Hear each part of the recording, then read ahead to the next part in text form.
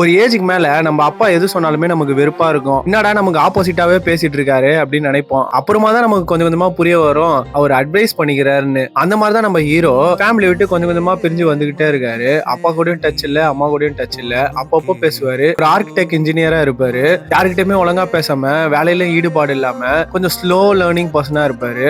ஒரு நாள் வேலை செஞ்சுட்டு இருக்கும்போது திடீர்னு அவங்க அம்மா இறந்துடுறாங்கன்னு சொல்லிட்டு அவருக்கு கால் வருது. அவர் ஊருக்கு போறாரு. அவங்க அப்பாவை பாக்குறாரு, அவங்க அக்காவை பாக்குறாரு. இவர் அவங்க அப்பா கிட்ட பேசிக்க மாட்டாரு. அதனால அவங்க அக்கா வந்து அவங்க அப்பா வலுக்கட்டாயமா யுஎஸ்ஏ கூட்டு போலான்னு பாப்பாங்க. பிளைட்டும் புக் பண்ணிடுவாங்க. அங்க போனா பிளைட் ஓவர் புக் ஆகி 2 நாள் கழிச்சு தான் அவருக்கு பிளைட் அப்படின்ற மாதிரி சொல்லிடுவாங்க.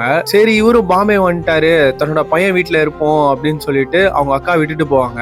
அந்த 2 நாள் எப்படி அவங்க ஈகோவையும் மிஸ்டேக்ஸையும் கரெக்ட் பண்ணாங்களா இல்லையன்றதாங்க கதையே. ஒரு மாதிரி படமே எமோஷனலாவும் ஃபீல் குட்டாவும் கேரி பண்ணிட்டு போவாங்க. அப்பாவுக்கும் பிள்ளைக்கும் இருக்க பாண்டிங் வந்து செம்மையா கன்வே பண்ணிருப்பாங்க.